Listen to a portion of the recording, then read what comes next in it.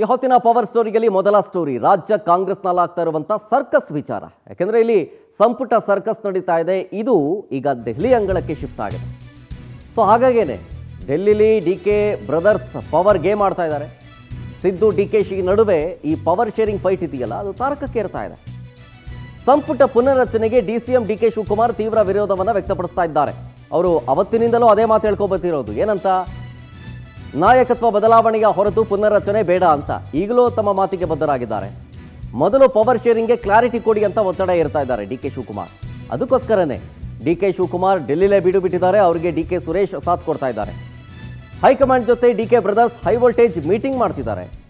ಇವತ್ತು ಕೆಸಿ ವೇಣುಗೋಪಾಲ್ ಅವರನ್ನ ಭೇಟಿ ಮಾಡಿ ಚರ್ಚೆ ಮಾಡೋ ಸಾಧ್ಯತೆಯೂ ಕೂಡ ಇದೆ.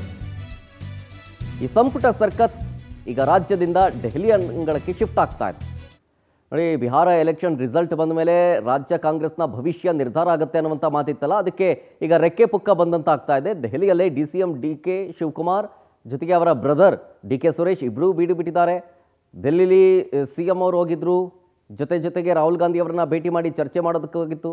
ಈಗ ಖರ್ಗೆ ಅವರನ್ನ ಭೇಟಿ ಮಾಡಿ ಅಂತ ಸೂಚನೆಯನ್ನು ಕೊಟ್ಟಿದ್ರು. ಹಾಗಾಗಿ ಇವತ್ತು ಮತ್ತೊಮ್ಮೆ ಸಿಎಂ ಡೆಲ್ಲಿ ಪ್ರವಾಸವನ್ನು ಕೈಗೊಂಡಿರೋದ್ರಿಂದಾಗಿ ಈಗ ದೆಹಲಿ ಅಂಗಳದಲ್ಲಿದೆ ಈ ಸಂಪುಟ ಸರ್ಕಸ್. ಏನಾಗುತ್ತೆ ಅನ್ನೋ ಕುತೂಹಲ ಕೂಡ ಇದೆ. ಓಕೆ, ಇದ್ರ ಬಗ್ಗೆ ಏನಷ್ಟು ಡೀಟೇಲ್ಸ್ ಕೊಡ್ತಾರೆ ನಮ್ಮ ಪ್ರತಿನಿಧಿ ಆನಂದ್ ನಂದಗುಡಿ ಫೋನ್ ಸಂಪರ್ಕದಲ್ಲಿ. ಆನಂದ್, ಈಗ ರಾಜ್ಯ ರಾಜಕೀಯದ ಚಿತ್ರಣ ಬದಲಾಗೋದು ದೆಹಲಿ ಅಂಗಳದಲ್ಲಿ ಇರೋದು ಹೈಕಮಾಂಡ್ ನಾಯಕರನ್ನ ಭೇಟಿ ಮಾಡೋ ವಿಚಾರಕ್ಕೆ ಸಂಬಂಧಪಟ್ಟಂತೆ. ಡಿಕೆ ಶಿವಕುಮಾರ್ ಇದ್ದಾರೆ, ಅವರಿಗೆ ಡಿಕೆ ಬ್ರದರ್ ಕೂಡ ಸಾಥ್ ಕೊಡ್ತಾ ಇದ್ದಾರೆ. ಸೊ ಹಾಗಾಗಿ ಎಲ್ಲವನ್ನೂ ಫೈನಲ್ ಮಾಡ್ಕೊಂಡೇ ರಾಜ್ಯಕ್ಕೆ ವಾಪಸ್ ಬರ್ತಾರಾ ಅಂತ? ಖಂಡಿತವಾಗ್ಲೂ ಶರತ್, ಡಿಕೆ ಶಿವಕುಮಾರ್ ಮತ್ತೆ ಡಿಕೆ ಸುರೇಶ್ ಇಬ್ರು ಕೂಡ ದೆಹಲಿಯಲ್ಲಿ ಬೀಡು ಬಿಟ್ಟಿರ್ತಕ್ಕಂಥದ್ದು ಇದೇ ವಿಚಾರಕ್ಕೆ. ಕಳೆದ ಒಂದು 15-20 ದಿನಗಳಿಂದಲೂ ಕೂಡ ಎಐಸಿಸಿ ಅಧ್ಯಕ್ಷರನ್ನ ಮತ್ತೆ ಸುರ್ಜೇವಾಲಾ ಅವರನ್ನ ಪದೇ ಭೇಟಿ ಮಾಡಿ ಈ ಪವರ್ ಶೇರಿಂಗ್ ವಿಚಾರಕ್ಕೆ ಕ್ಲಾರಿಟಿ ಕೊಡಬೇಕು ಅನ್ನೋ ಒಂದು ಒತ್ತಾಯವನ್ನ ಡಿಕೆ ಶಿವಕುಮಾರ್ ಅವರು ಮಾಡ್ತಾ ಇದ್ರು. ಆದ್ರೆ ಎಲ್ಲೋ ಒಂದು ಕಡೆ ಇವ್ರಿಗೆ ಶಾಸಕರ ಬೆಂಬಲ ಇಲ್ಲ ಅನ್ನೋ ಒಂದು ವಿಚಾರ ಗೊತ್ತಾದ ನಂತರ ಎಲ್ಲ ಒಂದು ಸಚಿವರು ಮತ್ತೆ ಶಾಸಕರು ಕೂಡ ಸಿದ್ದರಾಮಯ್ಯ ಪರವಾಗಿ ಬ್ಯಾಟಿಂಗ್ ಮಾಡೋದಕ್ಕೆ ಶುರು ಮಾಡಿದ್ರು. ಇದರಿಂದ ಡಿಕೆ ಬ್ರದರ್ಸ್ಗೆ ಆತಂಕನೂ ಕೂಡ ಶುರುವಾಗಿತ್ತು. ಈ ಹಿನ್ನೆಲೆಯಲ್ಲಿ ನೇರವಾಗಿ ಖರ್ಗೆ ಅವರನ್ನ ಭೇಟಿ ಮಾಡಿ ಈ ಒಂದು ಪವರ್ ಶೇರಿಂಗ್ ವಿಚಾರವನ್ನ ಇತ್ಯರ್ಥ ಮಾಡಿ ಅಲ್ಲಿವರೆಗೂ ಯಾವುದೇ ಕಾರಣಕ್ಕೂ ಸಂಪುಟ ಪುನರ್ರಚನೆ ಆಗಬಾರದು ಅನ್ನೋ ಒಂದು ಒತ್ತಾಯವನ್ನ ಸದಾಶಿವನಗರದಲ್ಲಿ ಅವರು ಭೇಟಿ ಮಾಡಿ ಮಾತನಾಡಿದ್ರು. ಈಗ ಕಳೆದ 2-3 ದಿನಗಳಿಂದ ಡಿಕೆ ಶಿವಕುಮಾರ್ ಅವರು ದೆಹಲಿಯಲ್ಲೇ ಬೀಡು ಬಿಟ್ಟಿದ್ದಾರೆ. ನಿನ್ನೆ ಡಿಕೆ ಸುರೇಶ್ ಅವರು ಕೂಡ ಅವರ ಅಣ್ಣನಿಗೆ ಸಾಥ್ ಕೊಡೋದಕ್ಕೆ ದೆಹಲಿಗೆ ಹೋಗಿರ್ತಕ್ಕಂಥದ್ದು. ಈ ವೇಳೆ ಅಂದ್ರೆ ಸಂಜೆ ಪ್ರಮುಖವಾಗಿ ಮಲ್ಲಿಕಾರ್ಜುನ್ ಖರ್ಗೆ ಮತ್ತೆ ಕೆಸಿ ವೇಣುಗೋಪಾಲ್ ಅವರನ್ನ ಭೇಟಿ ಮಾಡಿ ಅಂತಿಮ ಒಂದು ಮಾತುಕತೆಯನ್ನ ನಡೆಸ್ತಕ್ಕಂಥ ಒಂದು ಸಾಧ್ಯತೆಗಳು ಕೂಡ ಇರ್ತಕ್ಕಂಥದ್ದು. ಯಾಕೆಂದ್ರೆ ಒಂದು ವೇಳೆ ಸಂಪುಟ ಪುನರ್ರಚನೆ ಆದ್ರೆ ಯಾವುದೇ ಕಾರಣಕ್ಕೂ ಸಿಎಂ ಬದಲಾವಣೆ ಆಗೋದಿಲ್ಲ ಅನ್ನೋ ಒಂದು ವಿಚಾರ ಸ್ಪಷ್ಟವಾಗಿ ಡಿಕೆ ಶಿವಕುಮಾರ್ ಅವ್ರಿಗೆ ಗೊತ್ತಾಗಿದೆ. ಇದೇ ವಿಚಾರವನ್ನ ಪರಮೇಶ್ವರ್ ಅವರು ಕೂಡ ಪುನರುಚ್ಚಾರ ಮಾಡಿರ್ತಕ್ಕಂಥದ್ದು. ಯಾವಾಗ ಸಂಪುಟ ಪುನರ್ರಚನೆ ಆಗುತ್ತೋ ಆ ಸಂದರ್ಭದಲ್ಲಿ ಯಾವುದೇ ಕಾರಣಕ್ಕೂ ಸಿಎಂ ಬದಲಾವಣೆ ಆಗುವುದಿಲ್ಲ ಅನ್ನೋ ಒಂದು ಮಾತನ್ನ ಹಿರಿಯ ಸಚಿವರು ಕೂಡ ಮಾತನಾಡ್ತಾ ಇದ್ದಾರೆ. ಈ ವಿಚಾರ ಡಿಕೆ ಶಿವಕುಮಾರ್ ಅವರಲ್ಲಿ ಇನ್ನಷ್ಟು ತಳವಾಟ ಉಂಟು ಮಾಡಿರ್ತಕ್ಕಂಥದ್ದು. ಈ ಹಿನ್ನೆಲೆಯಲ್ಲಿ ಎಲ್ಲವನ್ನೂ ಕೂಡ ಹೈಕಮಾಂಡ್ ಅಂಗಳದಲ್ಲಿ ಇತ್ಯರ್ಥ ಮಾಡ್ಕೊಳ್ಳೋದಕ್ಕೆ ಮುಂದಾಗಿದ್ದಾರೆ.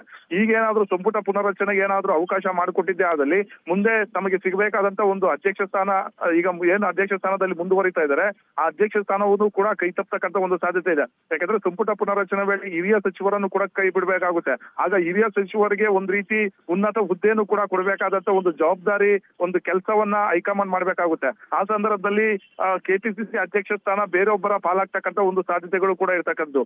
ಇದೇ ಅಲ್ಲದೆ ಸಂಪುಟ ಪುನರ್ರಚನೆ ಆದ ನಂತರ ಹೈಕಮಾಂಡ್ ಈಗ ತೋರ್ತಾ ಇರ್ತಕ್ಕಂಥ ಮುತುವರ್ಜಿ ಡಿಕೆ ಶಿವಕುಮಾರ್ ವಿಚಾರದಲ್ಲಿ ತೋರ್ತಕ್ಕಂತ ಒಂದು ಸಾಧ್ಯತೆಗಳು ತೀರಾ ಕಡಿಮೆ. ಹಾಗಾಗಿಯೇ ಈ ಎಲ್ಲಾ ಒಂದು ವಿಚಾರಗಳನ್ನ ಮುಂದಿಟ್ಕೊಂಡು ಡಿಕೆ ಶಿವಕುಮಾರ್ ಅವರು ಸಂಪುಟ ಪುನರ್ರಚನೆಗೂ ಮುನ್ನ ಸಿಎಂ ವಿಚಾರವನ್ನ ಇತ್ಯರ್ಥ ಮಾಡಿ ಈ ಪವರ್ ಶೇರಿಂಗ್ ವಿಚಾರದಂತೆ ನೀವೇನು ಮಾತು ಕೊಟ್ಟಿದ್ರೆ ಅದನ್ನ ಮೊದಲು ನಡೆಸ್ಕೊಡಿ ಅನ್ನೋ ಒಂದು ಡಿಮ್ಯಾಂಡ್ ಅನ್ನ ಇಡ್ತಾ ಇರ್ತಕ್ಕಂಥದ್ದು. ಅಂತಿಮವಾಗಿ ನಿನ್ನೆನೆ ಅವರು ಸುರ್ಜೇವಾಲಾ ಅವರನ್ನ ಭೇಟಿ ಮಾಡಿ ಈ ಎಲ್ಲಾ ಒಂದು ವಿಚಾರಗಳ ಬಗ್ಗೆ ಚರ್ಚೆ ಮಾಡಿದ್ದಾರೆ. ಅವರು ಕೂಡ ಖರ್ಗೆ ಅವರ ಜೊತೆ ಮಾತನಾಡಿ ಈ ಬಗ್ಗೆ ಒಂದು ತೀರ್ಮಾನ ಮಾಡೋಣ ಅನ್ನೋ ಭರವಸೆಯನ್ನ ಕೊಟ್ಟಿರ್ತಕ್ಕಂಥದ್ದು. ಈ ಹಿನ್ನೆಲೆಯಲ್ಲಿ ಸುರ್ಜೇವಾಲಾ ಮೂಲಕ ಇವತ್ತು ಸಂಜೆ ಒಳಗಡೆ ಮಲ್ಲಿಕಾರ್ಜುನ್ ಖರ್ಗೆ ಮತ್ತೆ ಕೆಸಿ ವೇಣುಗೋಪಾಲ್ ಇಬ್ಬರ ನಡುವೆನೂ ಕೂಡ ಮಾತನಾಡಿ ಈ ಎಲ್ಲಾ ಒಂದು ವಿಚಾರಕ್ಕೆ ಒಂದು ಇತಿಶ್ರೀಯನ್ನ ಆಡೋದಕ್ಕೆ ಡಿಕೆ ಬ್ರದರ್ಸ್ ಅವರು ಮುಂದಾಗಿರ್ತಕ್ಕಂಥದ್ದು. ಒಂದು ವೇಳೆ ಹೈಕಮಾಂಡ್ ಇವರ ಒಂದು ಬೇಡಿಕೆಯನ್ನ ಈಡೇರಿಸಿರ್ತಕ್ಕಂಥ ಒಂದು ಪಕ್ಷದಲ್ಲಿ ಇವರು ಈ ಹಿಂದೆ ಇದ್ದಂತೆ ಪಕ್ಷಕ್ಕೆ ಲಾಯಲ್ಟಿ ಆಗಿ ಇರ್ತಾರ ಅಥವಾ ಅವರ ದಾರಿ ಅವರು ನೋಡ್ಕೊಳ್ತಾರ ಅನ್ನೋ ಒಂದು ಕುತೂಹಲನೂ ಕೂಡ ಈಗ ಸದ್ಯಕ್ಕೆ ಕಾಡ್ತಾ ಇದೆ. ಶರತ್, ಎಸ್, ಥ್ಯಾಂಕ್ ಯು ಆನಂದ್ ಡೀಟೇಲ್ಸ್ಗಾಗಿ.